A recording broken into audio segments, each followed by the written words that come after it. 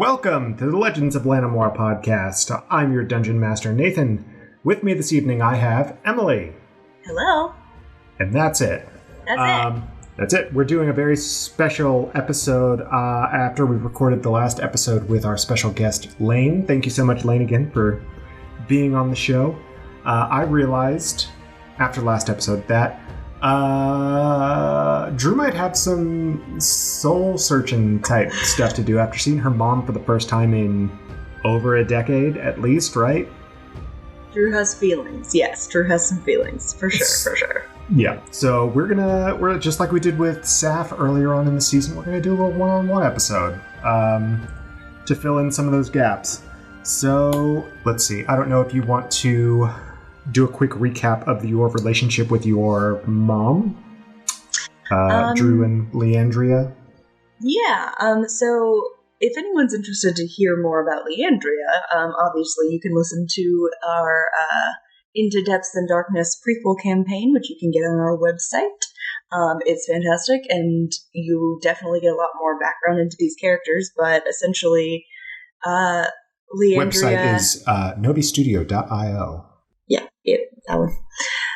Essentially, Leandria had Drew in a shade pocket, and what that meant was that Drew is an Eladrin.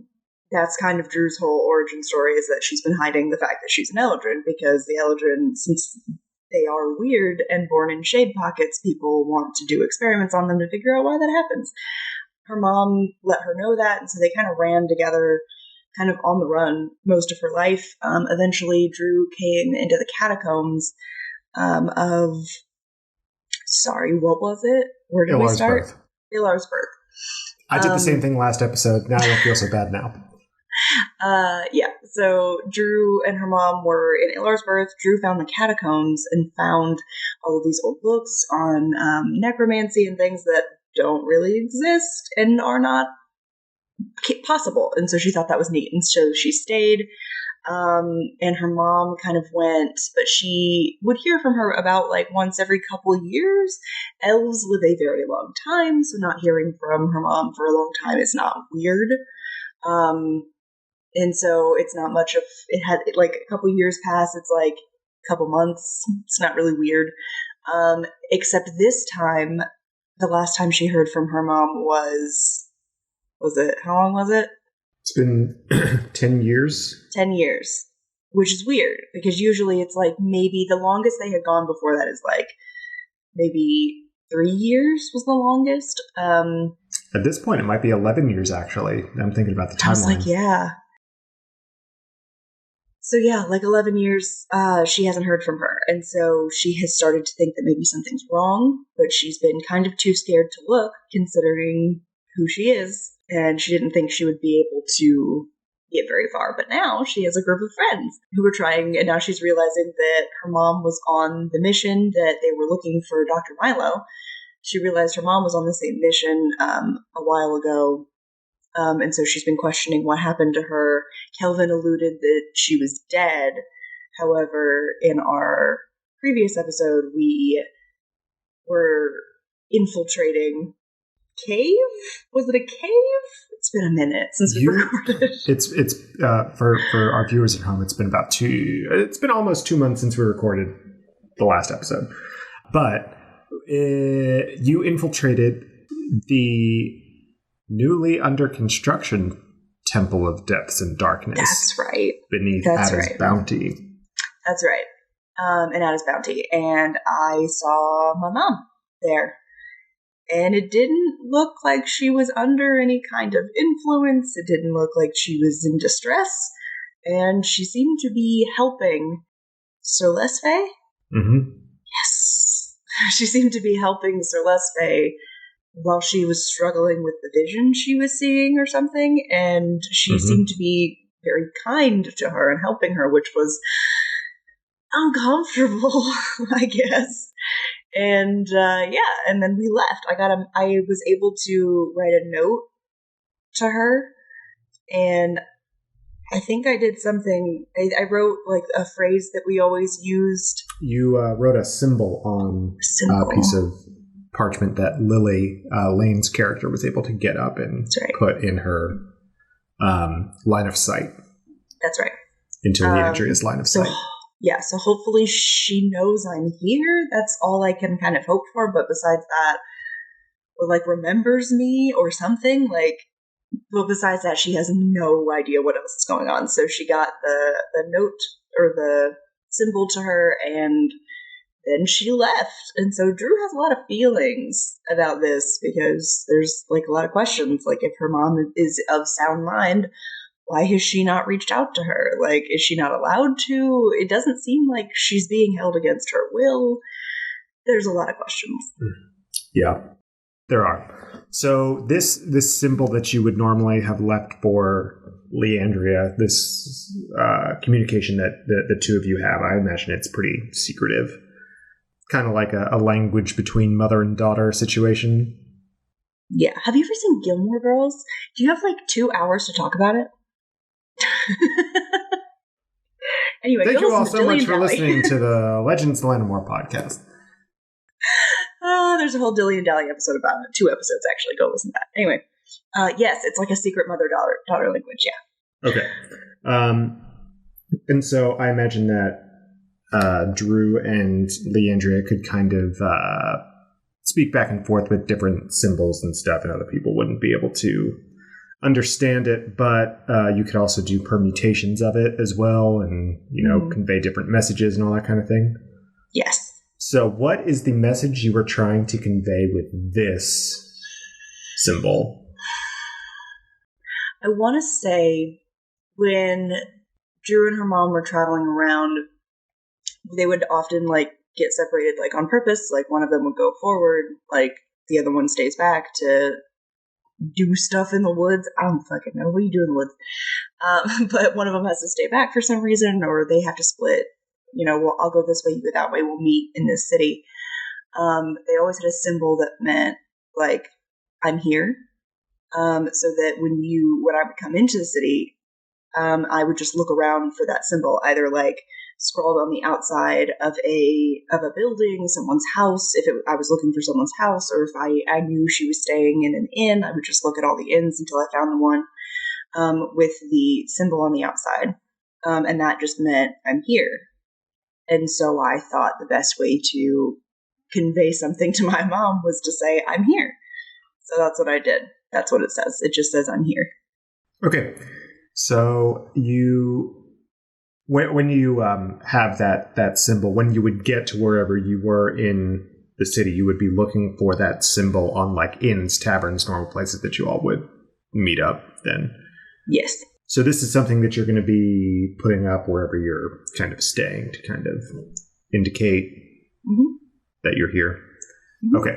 So the trail of breadcrumbs, so to speak. Okay. Yeah. Well, you leave this note and you head back up to Polwit Sim's manor, where you stay the night. You aren't getting very good sleep, though, Drew. You're just restless. Anxiety is churning, and you can't get. Well, I mean, you don't sleep, but you just can't fall into your trance like you normally do.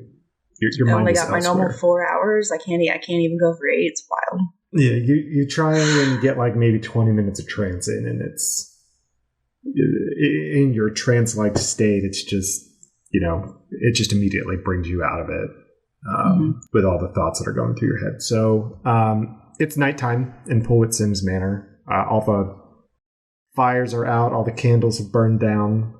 So what would you like to do? I know exactly what I want to do. I have just thought in this moment. Drew is tossing and turning, and she's thinking about the message that she sent to her mom. That's not usually how they would use that symbol, but she thought that it made sense because, I'm here. But then she starts thinking if her mom does want to respond to that, like, how does she respond to that? So, Drew, gets up frantically because she suddenly had an idea, and she runs out to the front of Polwit Sim's house. And she scrawls the symbol on the outside, like on the door frame, kind of small, so that if her mom does want to go looking, she knows I'm in the city. If she wants to come find me, she finds the symbol and she knows that. So if she is of her sound mind, she knows what's up. she'll see that symbol and she'll know to look for it on a door. And if she doesn't, then I think that that's my answer of whether or not she remembers. Okay. So you've done that. You see, while you're outside, out front, you see some of the flowers strewn about from Lily's knocked over flower cart. But other than that, it's a pretty quiet night out. The stars are out. There are a few, people milling about on the streets, but it's really quiet. No one sees you doing this. Do you put any permutation on the note at all, or it's just the same symbol again? Yeah, it's the same symbol. Just the same exact one. Okay. Mm-hmm. So you are finishing up the last line of the symbol, and you feel something kind of tickling the back of your neck.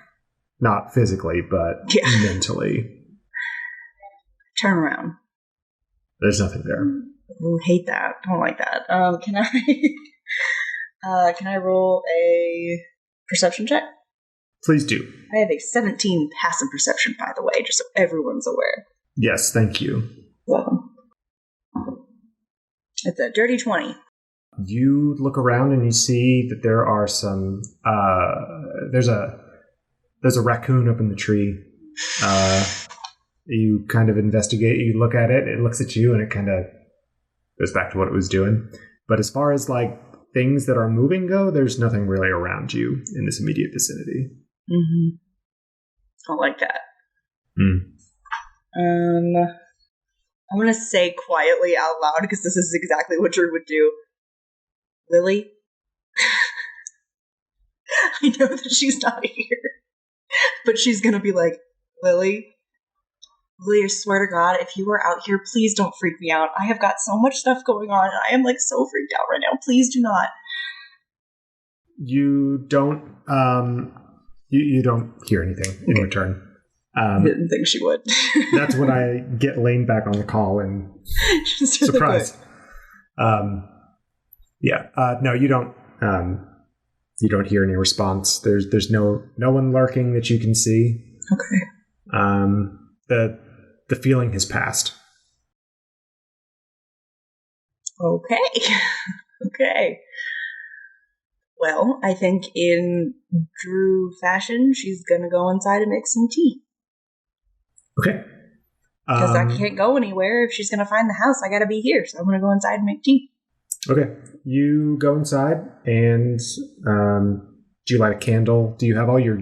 you don't have all your gear on you and everything. You've got, your weapons and all of your, Yeah, but I'm in Fulwitzen's house, so I feel like he would have stuff, like a candle or something that I can, put in the window. Oh, yeah. I'm talking about, you don't have any of your... you don't have your armor on. You don't have your... Do you keep your arcane focus in your hair at all times?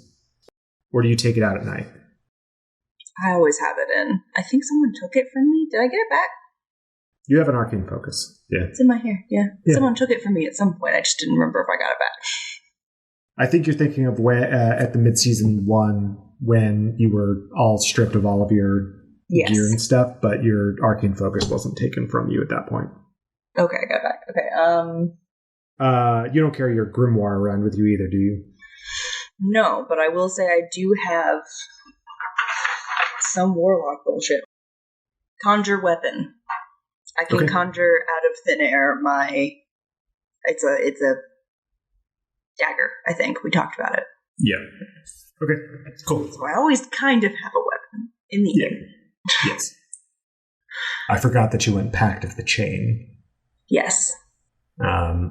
So you go inside and you make some tea, you light a candle.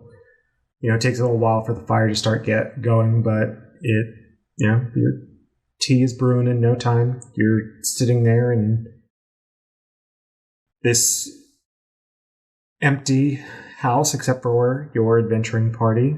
The tea is good. Some of the best tea you've had in a while, probably, from being on the run for so long. You don't have really great tea on the Bulwark Isles, probably. Probably not.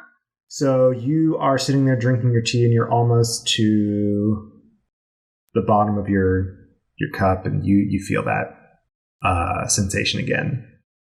Put my cup down, and I'm like, Lily? This time it's a little stronger, too. And it feels like it's going down your hand. Like it's going from your neck down your arm into your hand. Lily, if you're here, please tell me, because I'm freaked out.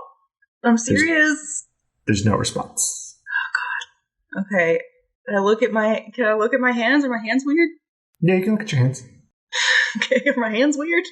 You look at your hand and you see that the mark of the shepherd on your hand is faintly kind of iridescent. It's not glowing, but it's going like shimmery. I gotta talk to Dad. That's why. That's why I'm feeling weird. Dad's mad. Okay. How do I talk to him? Do I Mommy, just like sorry. Mommy, sorry. Mommy, sorry. Mommy. Okay, Daddy. How do I do it? Do I clap? How do I get him to come out of my hand? Talk to it. Do I just say like, "Hey, Dad, what's up?" Drew's never done this. Yeah. Has she? No. So try what you want.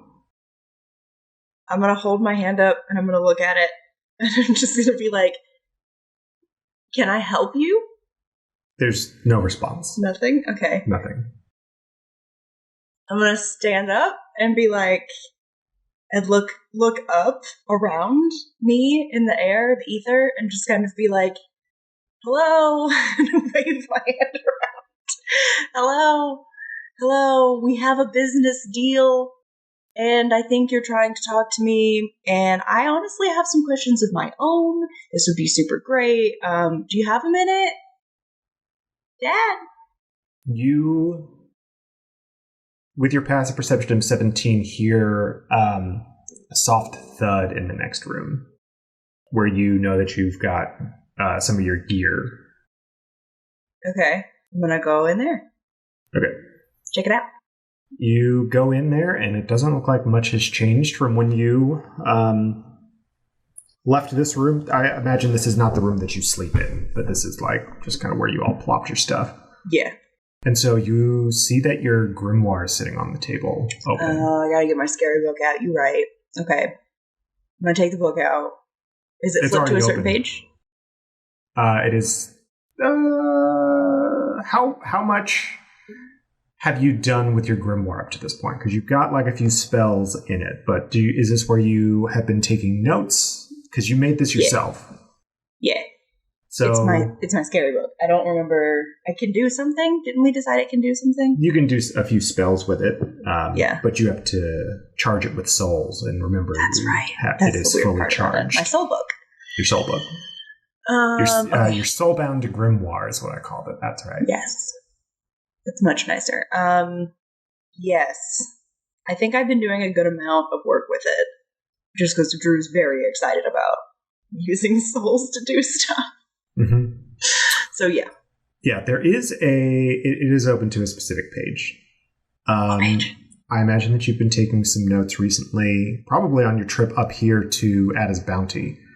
It's one of the more recent entries in the book from your time in the Circle of All. I think that Drew, correct me if I'm wrong, has been feeling some type of way about her seeming connections to some of the events that took place in the Circle of All. With all the souls, and, Gonwala felt some stuff, and Drew also felt some stuff. Mm-hmm. And so Drew has either done some writing or done some sketching, and this is one of the pages from your time in Circle of All that kind of is detailing your thoughts on what happened at the Bridge of Blossoms, specifically. And you see that one of the, I'm going to say it's probably one of the sketches, is iridescing the same way that your hand is. One of the sketches. Okay, I'm going to touch my hand to it. I don't know, maybe that's what you're supposed to do. Okay, you touch the drawing to your hand and nothing happens. Okay, what is the drawing of? Can you roll me a Arcana check, please, I guess?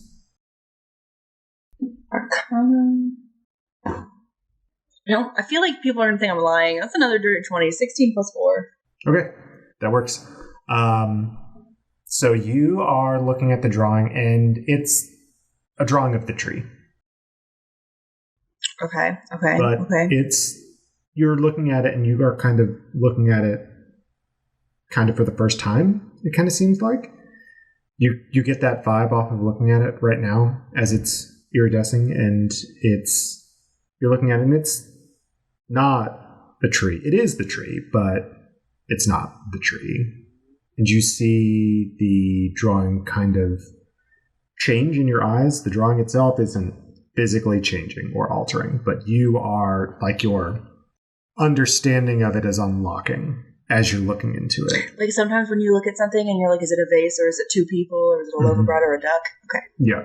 And so you are looking at this sketch that you've made of the tree, and you're looking closer and closer at it, and as you are looking into it, it's getting larger. Is your face getting closer to the grimoire, or is the image getting larger? And then it's taking up all of your vision.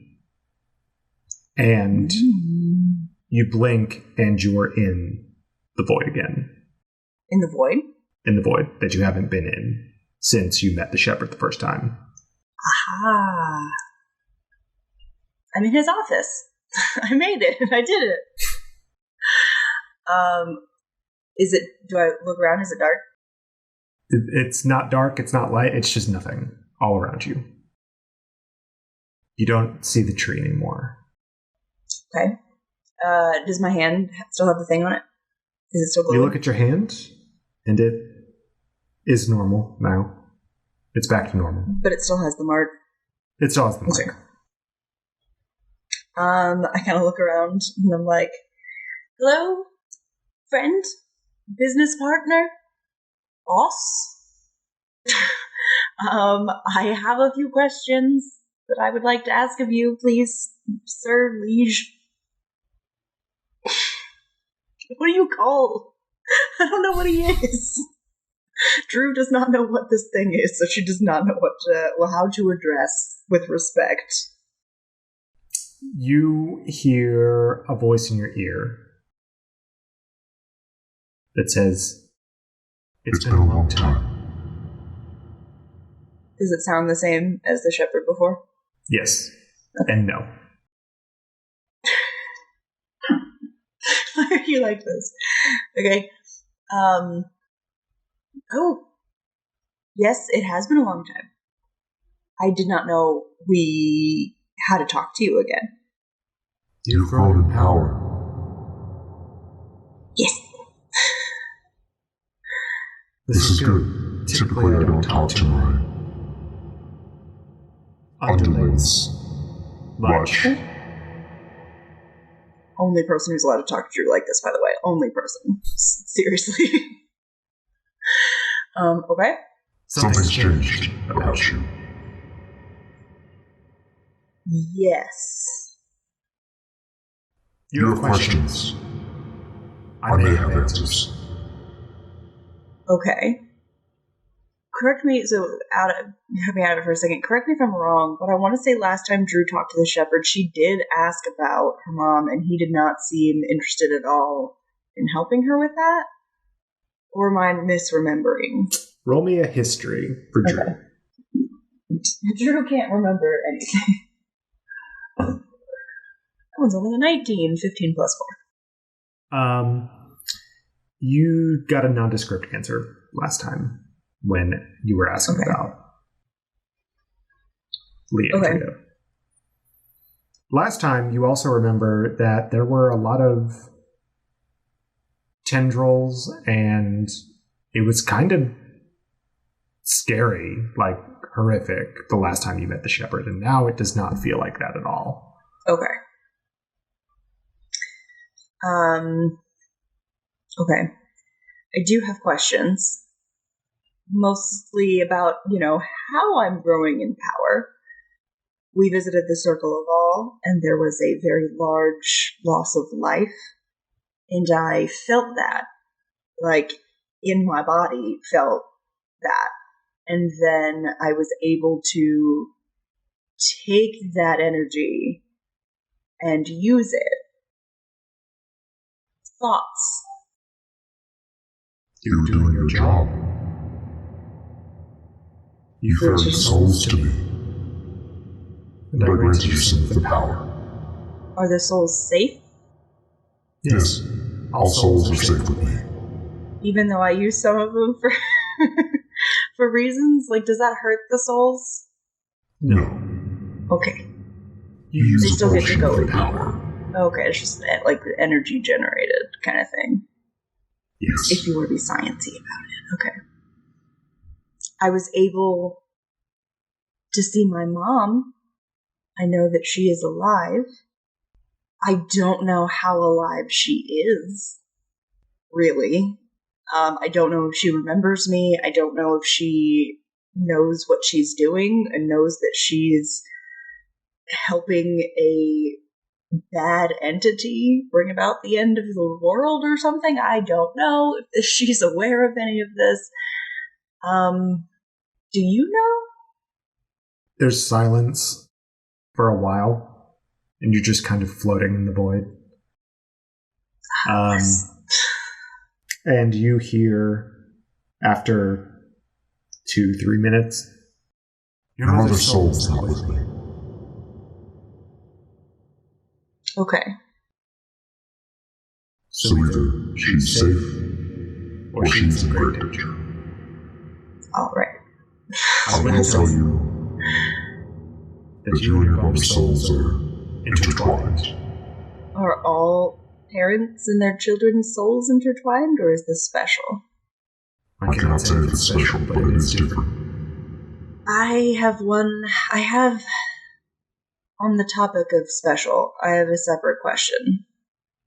I have been running for a long time from people who think that I am special, different, or there's some magical quality about me because of the way I was born.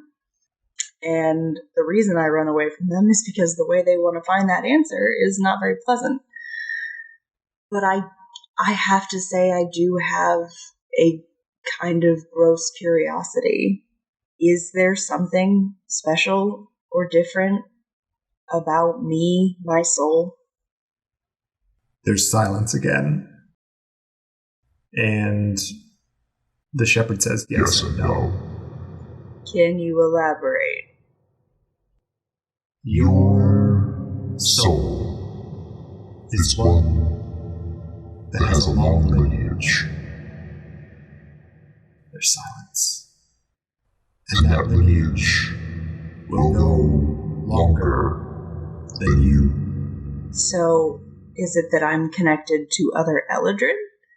The soul is not tied to the Eldrin, or the elves, or the humans, or the goblin. So it doesn't matter that I'm an Eldrin. People are hunting me for no reason. Like, as far as that's concerned. I do not know the whims of the mortals, but that would seem to be the case. That's a lot. I think there's a part of me that always knew that, but I guess there was always some part of me that kind of took some weird satisfaction in thinking that I was special. That there was something about me that was different, and that's why, they were chasing me, but at least, I had something special. And now it's a little heavy finding out that no. So, that's fun. So what am I connected to? I cannot say. For I do not know. But whatever it is runs through myself and my mom? Yes. Okay. Man, I'm trying to think of plot questions. This aside, I'm trying to think of plot questions and I can't because I'm like, Drew's too in her feels about other stuff. I can't think of anything like what we're actually doing right now. I mean, I think that's a fine place for Drew to be, in her feels. She doesn't get in her feels very often. No. And she's getting a lot of information real quick. Yes. Oh. Can the people in the circle of all, since I felt the souls leaving and they felt the souls leaving, is that the connection? Or is that just something that we can do now? There's no connection between you and druids. Okay. But druids can feel stuff that I can. Specifically in the loss of life realm. There have been... It seems to you like the shepherd is being very careful with their phrasing on this as they say it. And they say, The druids, at times, prevent souls from reaching me, but never further. They can only delay the inevitable. Okay. How do they do that? Are they in the tree? What? That's Sorry. a question. That was Drew. That's not me. Are they in the tree? Do they hold them in the tree? The tree does not hold souls. Okay. Man, I really thought I was onto something there. It's like, I got it. Nope. How do they... Can you tell me how they hold the souls? Or no? I don't know how they do it, but I can feel the soul being yanked away, as if by some force on its way to me. Okay. Here, I guess, is my last round of questioning. Do you know what the unending host is? No. Fuck. Me then.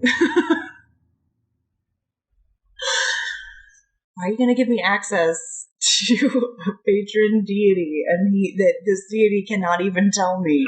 It's not a deity. You don't know what it is. Okay, this spirit, this entity, this all-knowing entity, and cannot even tell me. Okay. You don't know you've never heard of the unending host? No. Not until now. Okay. What are they? There is a man named Kelvin Boulderdown, yeah, and he and Tasvig Duvet are trying to bring about I think I said it wrong, is the unending horde? It's the unending host. You got it. Okay, I had it right. Okay, good. The unending host. So they've been essentially creating or taking advantage of these shade pockets in order to collect these ancient, I don't even know what to call them, statues. We call them the Amos, and they're very big. And they're hoping that they can bring about the unending host, which their plan is going, in their mind's eye, what's going to happen is this unending host is going to come in and kill everybody that isn't them, purify the world, something like that, yeah? I'm looking at Nathan. I don't super remember. The way that Tasvig described it is that he wants to hold all of the power. And so in order to do that, he needs to give the people something to rally against, and he's hoping to use Amo guilt to be that threat. Yes. He's trying to bring Amo guilt from the Shade Pocket to be a threat so that he can basically rule as a shadow emperor or whatever. Yeah, so not great. Drew explains everything perfectly and with no issues remembering. Yes. So you say all this stuff and the shepherd takes it in, or it's just silent. You don't know if they're taking it in or not. And thinking, God, fuck this. I'm just like... and what happens next is you are looking out into the void and you see materializing in front of you those tendrils again. They kind of come from the outside of your vision and come into your field of view.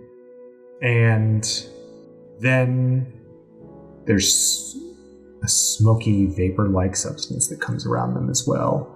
And it's all chaotic and otherworldly and kind of horrific. You watch as these tendrils and vapor stitch themselves together and materialize into a vague representation of a humanoid figure in front of you. Man, I really love the idea that I said some wild ass shit and he went, oh, okay, I have to come down there. Like, he was like, I guess I'm fucking, okay, what? Like, love it. Love the energy. Do I need to roll anything? Constitution saving throw? Do you want to roll something? No, like, are you trying to figure out what's happening? You can roll a wisdom. Just a wisdom check. That's an 11. Okay, you... Drew's freaked out. You don't know what's happening. You think this is probably the shepherd. Yeah. So this humanoid figure materializes in front of you. It's a humanoid figure, but it's hard to tell in the void how close they are or how far away they are. They look a lot larger than you are as well. And you hear now, instead of the voice in your head, the voice coming from this figure. And they say, I know of the hour. Oh? Go on. Say more right now. We aided in their construction.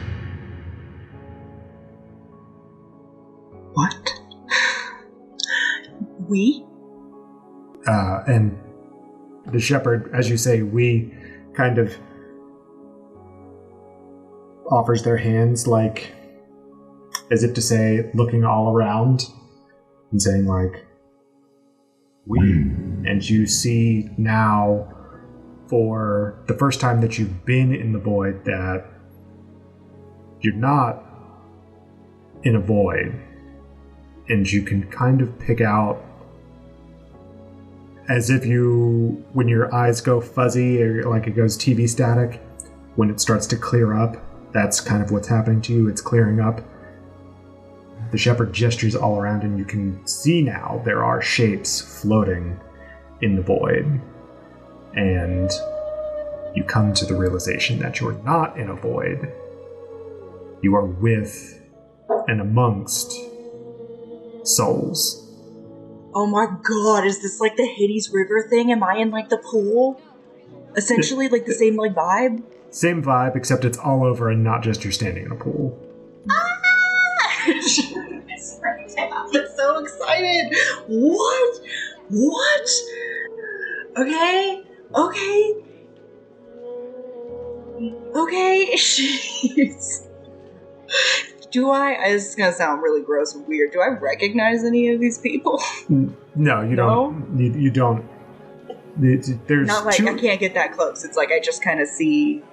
Well, I mean, there are ones that are far away. There are ones that are like brushing right up against you. Like, but God. It's multitudinous. What in the river Styx?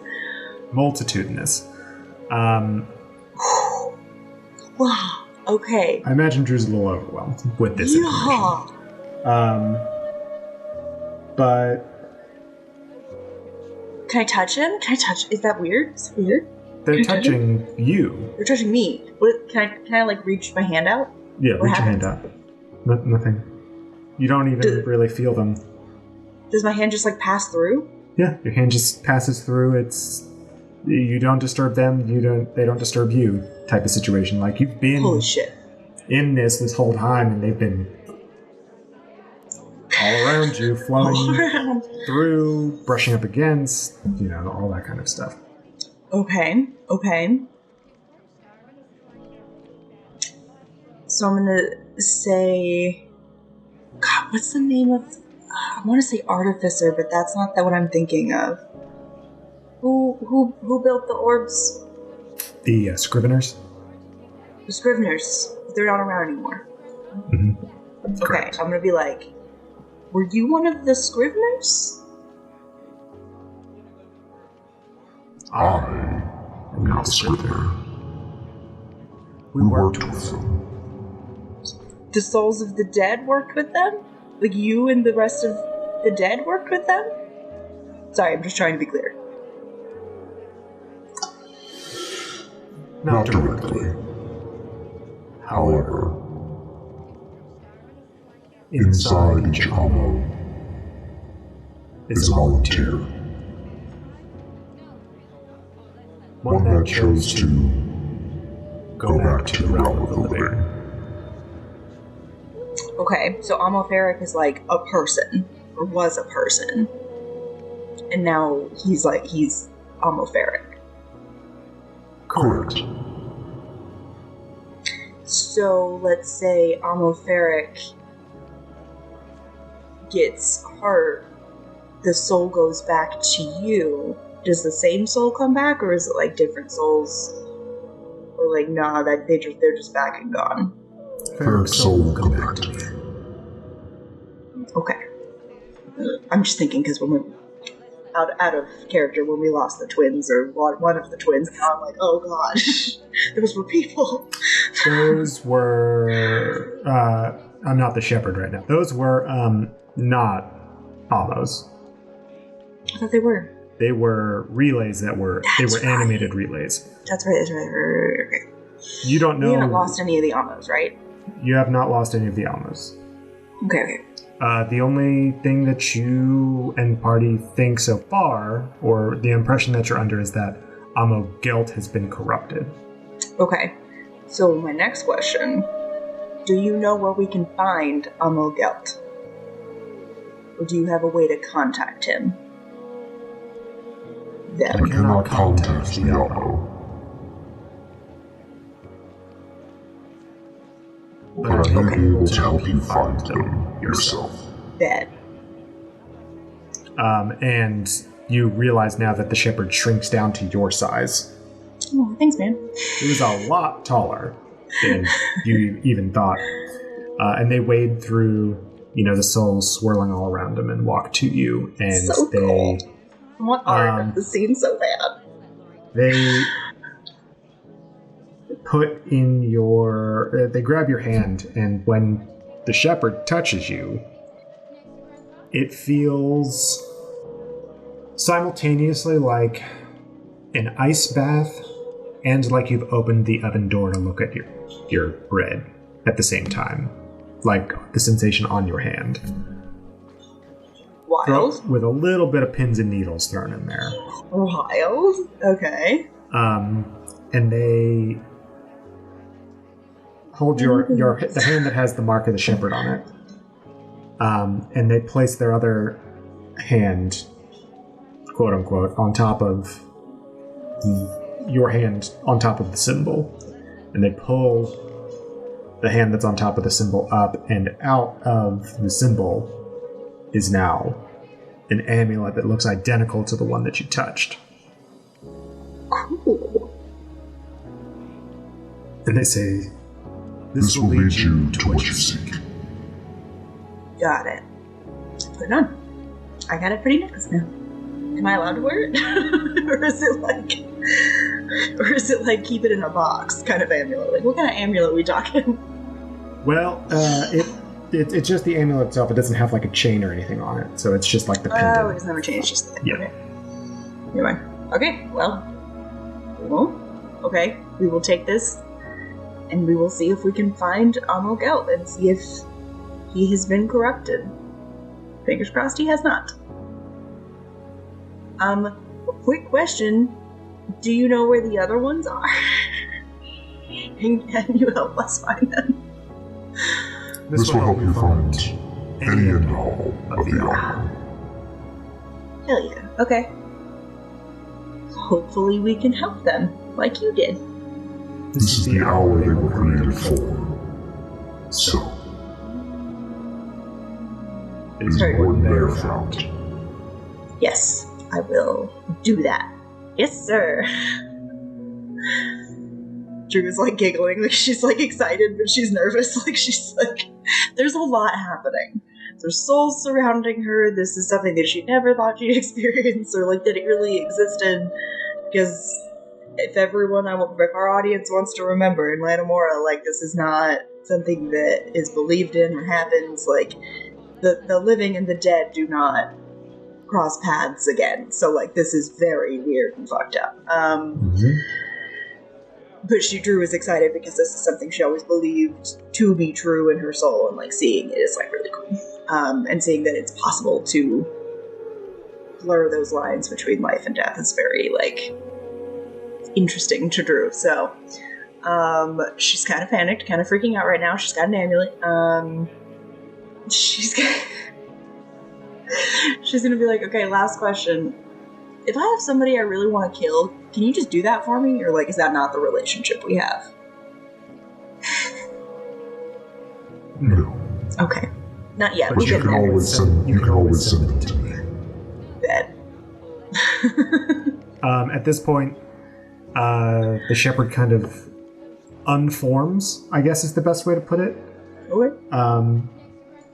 And you're looking at the soul void now. Cool. And you see all of the swirling souls all around, and you're just, I guess, taking it all in. No one ever told you how to get out of the soul void. Oh no.